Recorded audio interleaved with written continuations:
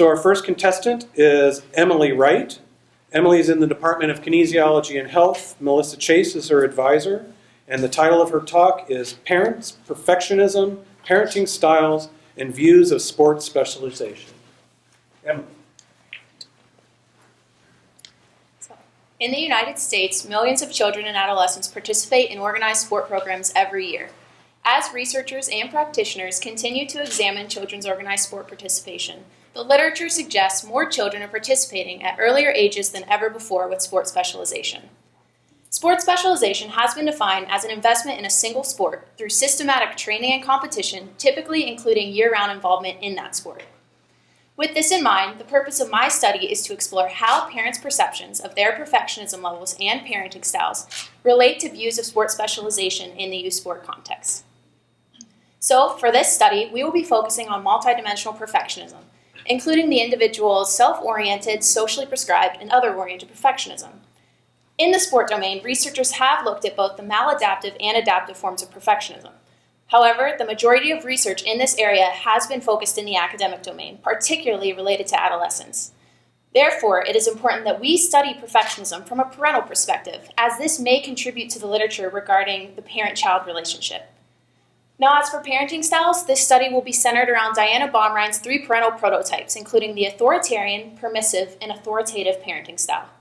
Again, in the sport domain, researchers have explored both the positive and negative influences of parent behavior on the child. However, we do need more research regarding parent behavior as it relates to their child's athletic experience.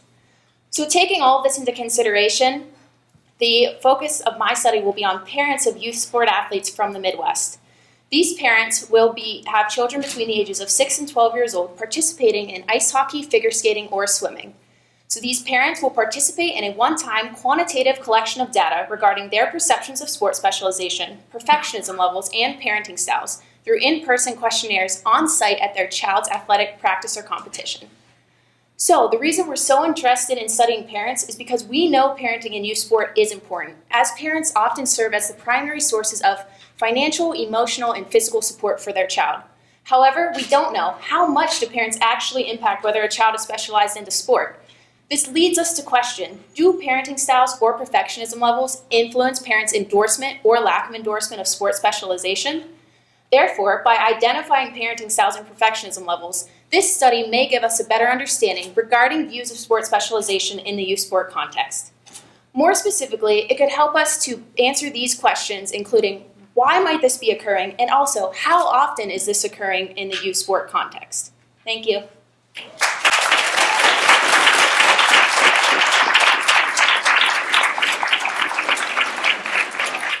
Our next presenter is Laurel Himmel. She's in the Department of Architecture and Interior Design. Her advisor is Ben Jacks, and the title of her talk is Carnegie 2.0, Adaptive Reuse and Community Engagement via Vacant Public Libraries. Laurel.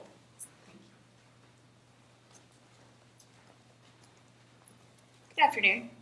Carnegie 2.0 seeks to revitalize, reuse the vacant Carnegie libraries here in Ohio. What's a Carnegie Library? Carnegie Libraries were founded with money from steel magnate Andrew Carnegie, who believed that everyone should have access to knowledge. But why have I selected libraries? Libraries are important because they occupy a special place in society. Our tax dollars are going towards an otherwise non-essential service. Libraries were established as a deliberate decision that a community would make in order to increase the education, better the lifestyles of, and enable the illumination of their population. Carnegie 2.0 has 5 goals. Adaptive reuse. It's like it sounds. You use an old building, you put something new inside of it so that we can use this building again for current or relevant purposes, and it's not just a decaying ruin. Case in point, Alumni Hall, now home to the Department of Architecture, and we love it. It's a wonderful building. I hope you'll come and visit. 2, community engagement. These buildings were founded free to the people, and that means that everyone, regardless of your age, race, religion, politics, or class, you have the opportunity to access these buildings and their relevant services. That also provides a place for people to come and meet neighbor with neighbor, where junior can interact with senior. These are places where people can come and be a part of their society, and their togetherness helps reinstill civic pride. Digital access. Beyond email, beyond Skype and Facebook, this is an opportunity to connect with the international marketplace, because you never know where the next great idea is going to come from. And if you're able to get your product out there, you're able to make some money, bring it into the community, even hire locally. Universal design, it's the law. It means that the designer's responsibility is to be able to get people who are able, disabled, differently abled into the building. And as you can see, all of these buildings, in accordance with illumination, are built above ground. Sustainability for the designer, it often means green thinking, locally sourced materials, energy efficiency. But Carnegie 2.0, it's also about sustaining the local community. We want to help them get back on their feet and have a place that can provide a better tomorrow for their citizens. A pleasure.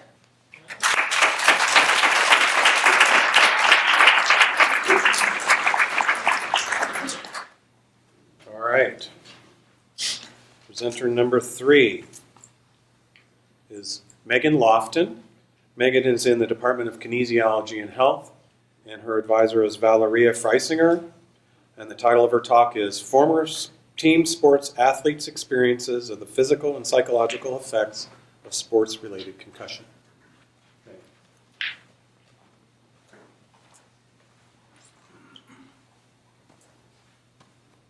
So a couple years ago, Chris Borland came to Miami to talk about his decision to retire from the NFL after experiencing a sport-related concussion. Other professional athletes have retired for similar reasons, though usually after sustaining multiple concussions. And their reasons for retiring was based on the fact that they were dealing with the ramifications of this injury. But what about high school and college athletes? The reality is there are more high school and college athletes transitioning out of sport because of sport-related concussion, more so than professionals, simply because there are more athletes playing at this level. And that's concerning because high school and college athletes are still in school, and yet they're struggling in the classrooms to meet their academic demands. And they're struggling to define themselves now that they are no longer athletes, and they're struggling with the physical and psychological effects of this injury. In fact, research supports that athletes are struggling in the classrooms to meet their academic demands, and that they desire a need for academic accommodations. Additionally, athletes will also typically self-report that their symptoms go hand in hand. So that means that an athlete may be dealing with some sort of cognitive impairment that's a result of some sort of physical symptom that they're experiencing, like headaches, which then further exasperates the emotional symptoms that they're already experiencing.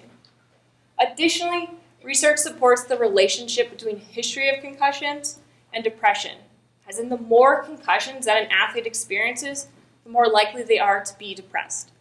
And finally, it's important to note that how these concussions are managed for athletes can have long-lasting consequences for them, especially if these concussions are not handled correctly. So how can we help? Well, it starts by understanding these athletes' experiences. Therefore, the purpose of my study is to explore former high school and college team sport athletes' experiences of the physical and psychological effects of sport-related concussion. And I will do this by conducting qualitative interviews with these athletes and asking them questions like, can you tell me about your sport-related concussion? Can you tell me about the physical, emotional, and cognitive symptoms that you've experienced? Can you tell me about how other people in your life have responded to this injury? And can you tell me about how sport may have changed for you since sustaining your concussion? Those interviews will then be transcribed, and themes will be pulled out in order to explain the stories and these experiences of this select group of former athletes. Those stories then can be used to gain a better understanding of sport-related concussion and change how we're treating and supporting these athletes. Thank you.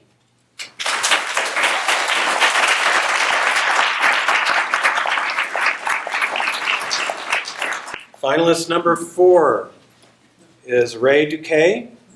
In the Department of Statistics, his advisor is Karsten Maurer, and he'll be talking about big data, machine learning, and taxi cabs.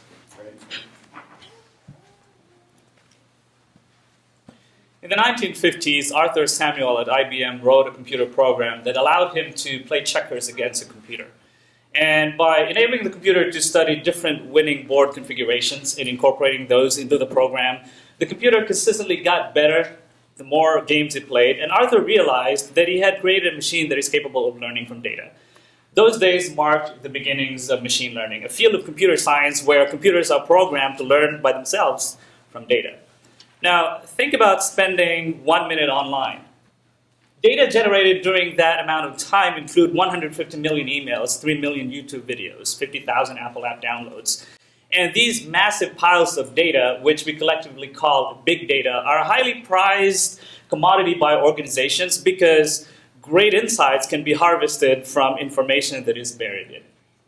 And this is where I come in. My research focuses on writing and developing machine learning algorithms, the specific steps that a computer follows in order to learn from data. And to do this, we have to find publicly available data sets. And I currently use the New York City taxi cabs data, 6 years worth of it, which is a pretty massive data set with more than 1 billion entries. And there are two ways that a computer can be taught to learn from data. We call this supervised and unsupervised learning. Now, suppose I show a child a banana and an orange. This is a banana, this is an orange, and I do that repeatedly with different varieties of bananas and oranges. And after a week of doing that, I show her an orange she has not seen before and ask her what it is. She'd be readily able to tell me that it is an orange. That is supervised learning.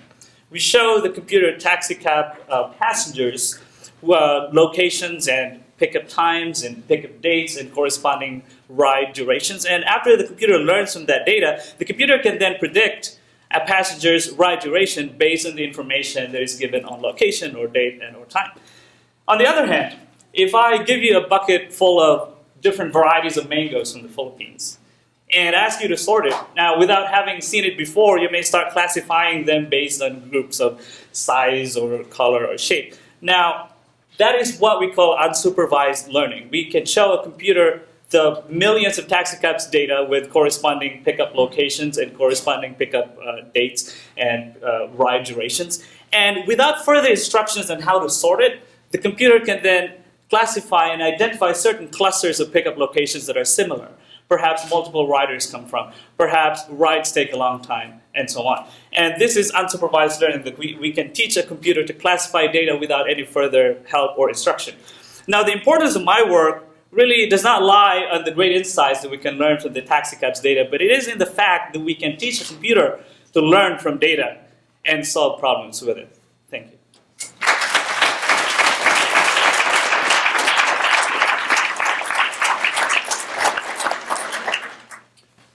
Finalist number 5 is Frob Duguid. He's in the Department of Kinesiology and Health, and his advisor is Kevin Ballard. And he'll be talking about the effects of aerobic exercise on vascular function during sitting. Frob. Hello. So the purpose of my thesis was to investigate the effects of aerobic exercise on vascular function during sitting. But before we get there, let's take a quick poll of the audience. How many of you have sat for at least 1 hour today? Any kind of sitting, not including babysitting. Okay, keep your hands up if that's at least 2 hours. Okay, how about 3? All right, so most of the audience. So that tells us what we already know, and that's that sitting is ubiquitous in American culture. It's everywhere. In fact, the typical US adult spends about 8 hours in sedentary behavior, mostly sitting. And that's a problem. It's a problem because increased time spent sitting is associated with an increased risk of cardiovascular disease and mortality. So in other words, the time you spend sitting at home, sitting at work, and even sitting listening to awesome thesis presentations contributes to the risk of developing cardiovascular disease, which is the #1 killer of Americans. Now, it's not all bad news. The good news is that exercise, particularly aerobic exercise, is effective at treating and preventing cardiovascular disease. However, the interaction between exercise and sitting hasn't received much attention in the research, until now. So, for my thesis, my research team and I took 11 healthy Miami students and we had them complete 2 conditions. One condition was an exercise condition, where they jogged on a treadmill for 45 minutes, and then they sat. The other condition was a non-exercise condition, where they still did the sitting. And during the sitting, we investigated the function of the blood vessels in their legs. And what we found was that the participants who were inactive before they sat had a decrease in blood vessel function. In contrast, the exercise protected the blood vessels in the legs. So let me say that again because that's important. Exercise before sitting was effective at protecting the blood vessels for up to 3 hours. Now, there's a lot of work that needs to be done filling in the gaps before we know how much exercise and how much sitting you can tolerate, but let me leave you with this example. If you knew you were going to go out and spend hours in the sunshine, maybe you're going to the beach, you'd take steps to protect yourself. You bring sunscreen, maybe some form of shade. So the next time you know you're going to spend hours in a day sitting, why not protect yourself with a little bit of exercise first? Thank you.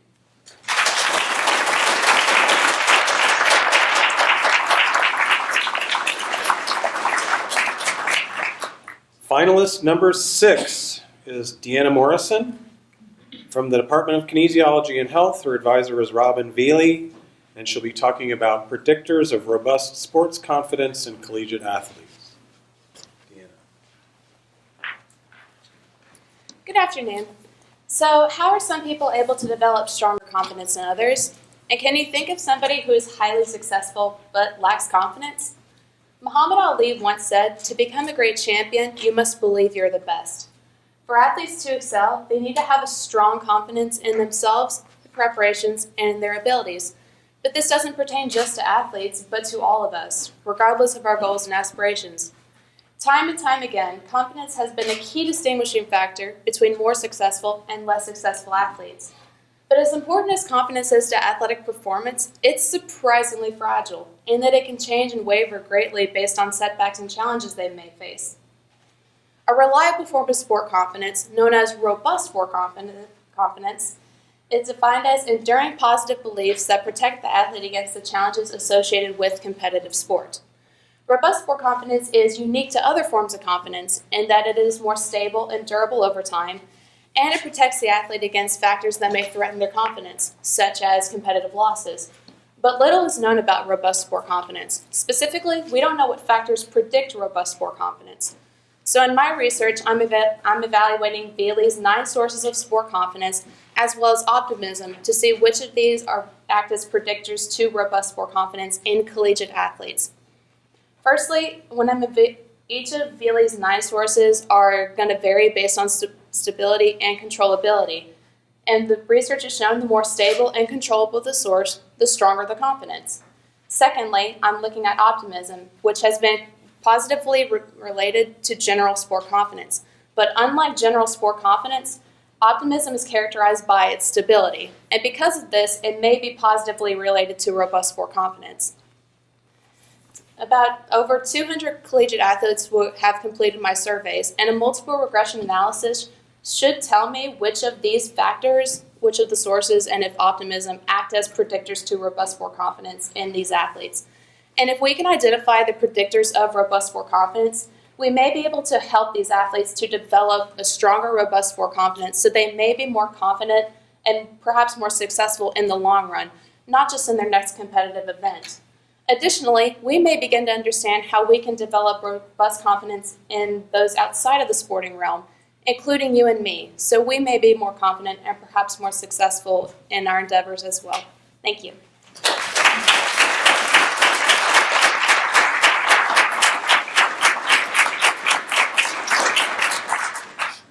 Finalist number 7 is Veronica Rassisi. She's from the Department of Kinesiology and Health. Her advisor is Julie Cousins, and she'll be talking about the effects of a medicine ball resistant training program on running economy.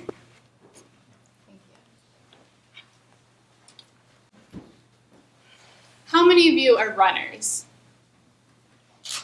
Got a couple hands? Great. How many of you know someone who runs? Even better. Runners are always looking for ways to improve their running performance. Have you ever thought about heading to the gym and seeing if that might help? Maybe not. Gyms are often intimidating, inconvenient, and expensive. But what if I could tell you there's a much more convenient way to improve your performance? Runners are always looking to improve, and they're willing to try anything. Traditional strength training or lifting weights has been shown to improve running performance. However, this doesn't appeal to many runners due to the fact that gyms, again, are expensive, inconvenient, but most importantly, runners are afraid of gaining too much muscle mass that would slow them down. Functional strength training, or practical movements that mimic everyday activities, is gaining popularity, especially among those runners. This is because functional strength training requires little time, little space, and little equipment, and therefore can be done virtually anywhere, even in the comfort of your own home. One form of functional strength training is with a medicine ball. If you're unfamiliar with a medicine ball, picture a basketball that is weighted specifically about 8 or 10 pounds. To date, there has been very little research comparing the effects of functional strength training on running performance. Therefore, the purpose of my study is to look at the effects of a medicine ball workout routine on running performance. This will be done over the course of a 2-month study, where in the first and the last weeks, the runners will go through a series of physiological pre- and post-testing in order to gain baseline and comparative data. In between the 2 testing dates, the runners will be split into 2 groups. Group 1 will continue running on their own, averaging a minimum of 15 miles per week. Group 2 will also run on their own, averaging that minimum of 15 miles a week, and in addition to, will meet with a trainer in 30-minute sessions 3 times a week, where they will go through a medicine ball workout routine. The results of this study will provide us insight on how functional strength training can be supplemented to a runner's training program in order to maximize their running performance. Thank you.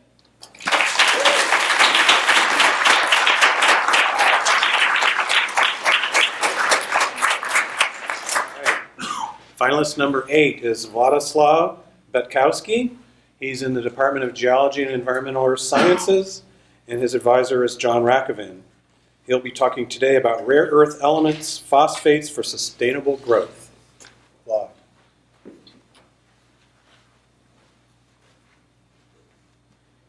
World's population is reaching 7.5 billion. By 2050, its population will reach 9.7 billion. However, if we do the right things, our sustainable growth will produce more food and create new factories. We'll see some new yet unknown technologies. We'll be living in clean and safe environment. If we do the right things. But will we? Between 1970 and 2012, world's population rose by 2.5 billion. And due to that increase, we consumed additionally 15,000 of terawatt-hours of electricity just last year. Most of that was produced by burning of fossil fuels, like oil or coal. Since 1970, the concentration of atmospheric carbon dioxide increased by 21%, and average global temperatures rise by 1 Fahrenheit degree. Glaciers are melting. Air is frequently polluted. Many countries are suffering unknown yet scale of droughts or flooding. World needs to stop that. The growing population will need more energy, but more of a clean energy. Abraham Lincoln said, of all the forces of nature, the wind contains the largest amount of emotive power, and quite possibly one of the greatest discoveries to be made will be the taming and harnessing of it. And today we know how to tame the wind. There are more than 300,000 of wind turbines which are generating electricity worldwide. But to do these right things and stop negative climate changes, we'll need to build more. Behind me I'm showing you a periodic table with rare elements highlighted. And now you can imagine that it takes up to 3 kilograms of them to build a wind turbine which could generate 1 kilowatt of wind power. The global electricity demand is growing, but rare element resources are drastically shrinking. I am a geologist. In my work, I focus on the phosphate minerals like apatite or monazite, which can contain up to 65 weight % of those rare elements inside. For my thesis, I obtained a diverse collection of samples from a former tin mining district in Bolivia with a goal to characterize them. And by using physical and chemical methods, I determined a concentration, mobility, and distribution of rare elements inside those phosphates. In the second part of my project, I took those minerals and experimentally tested how hard would it be to recrystallize them in order to extract rare elements out of them and make them available for reproduction. So now I'm hoping that my findings will help to design and build a mine in Bolivian mountains, and that by doing these right things, we would be able to build more wind turbines to empower the sustainable growth of our planet, for us, but also for the next generations. Thank you.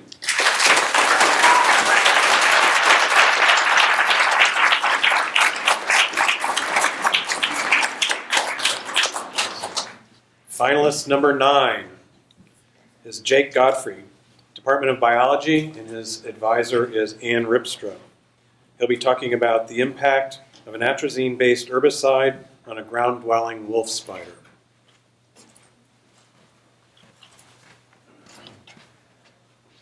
Agriculture is an industry that's heavily driven by the need for efficiency. Chemicals are created to increase the rate of growth as well as the overall size of crops and to kill and prevent weeds and pests. While these chemicals can be extremely effective at their intended functions, they can come with adverse side effects to the animals which encounter them in the wild. One such chemical is the herbicide atrazine, which is used in cornfields across the United States. Atrazine has been shown to have a variety of impacts on animals, ranging from general lethality all the way to the feminization of males in certain species of fish, reptiles, and amphibians. Now, this feminization is not just a slight change in appearance or behavior. These studies have actually dissected the male gonads of these species that were exposed to atrazine for a prolonged period of time and found the beginning formation of eggs. So this is a very drastic shift in these males. While I was shocked at these findings, I was also surprised to see that all of the studies on atrazine have focused on animals that only come into contact with atrazine through agricultural runoff into the watershed or by a chance encounter when traversing the landscape. No study has actually looked at how atrazine impacts the animals that actually live in these agricultural fields, such as spiders and insects. To investigate this, I'm using a species of ground-dwelling wolf spider that not only lives in these agricultural fields, but is actually desired in them as they prey upon species of pest insects that damage crops. In order to see how atrazine impacted the growth and reproductive success of these spiders, I raised them in containers treated with either water or a high or low dosage of atrazine.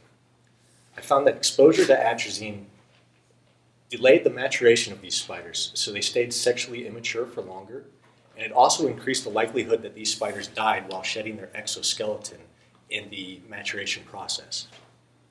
Also, females that were exposed to atrazine for a prolonged period of time before mating had a greatly reduced likelihood of producing an egg sac after mating. Intriguingly, though, if a female that was exposed to atrazine did produce an egg sac, this egg sac was of a higher mass than those produced by females that were never exposed to atrazine at all. Finally, average lifespan had a non-uniform impact with atrazine. The spiders that were raised on a high dosage of atrazine had the shortest average lifespan, while those raised on the lower dosage actually outlived those that were never exposed to atrazine at all. So while these results show us that we may not get a real-life Spider-Man anytime soon, atrazine can indeed impact these spider communities, which may have adverse effects on the food webs in these agricultural systems. Thank you.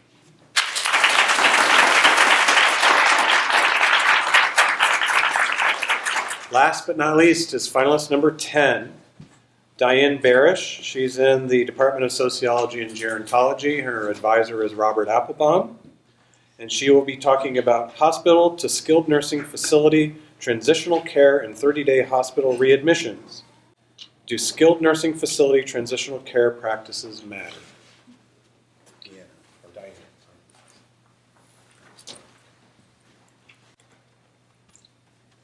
More people are living longer, and that's good. In 13 years, 1 in 5 Americans will be over age 65. This will impact every aspect of our nation, particularly healthcare. As you age, you're more likely to use healthcare, and you will most likely rely on the federal health insurance program for older adults called Medicare. Medicare is already operating in the red, and by 2028, its trust fund will run out. While there are many possible ways to contain healthcare costs, I focus on hospital readmissions. About 20% of Medicare beneficiaries who are discharged end up back in the hospital within 30 days. This represents 2.5 million people at a cost of $17.5 billion each year. Beyond costs, readmissions disrupt lives, and they expose people to risks. What can we do to avoid them? My research tackles this through transitional care. A transition is when a person moves from one healthcare setting to another, such as from a hospital to a nursing home. It requires that people from two completely separate organizations work together. A good transition has effective and efficient coordination. A poor transition may result in a person going back to the hospital. Historically, nursing homes were places for older adults in their final years, but this is no longer the case. In Ohio, short-term rehab stays at nursing homes numbered 30,000 in 1992. Today, 150,000, making quality transitional care critical. My research shows that 9 in 10 Ohio nursing homes are at least working on transitional care. 2/3 have selected an evidence-based model, but only 4 in 10 have a complete program in place. What I want to know is, does the type and quality of transitional care reduce hospital readmissions? Here at Miami, I have access to unique data for Ohio nursing homes, with 12 waves covering 24 years with over 95% response rates. Ideally, when evaluating an intervention, you would conduct a clinical trial with randomization to treatment and control. My research must use an alternative.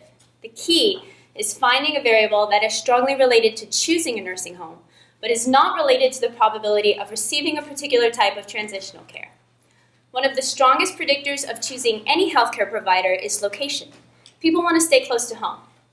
However, when choosing where to live, people don't consider their transitional care options.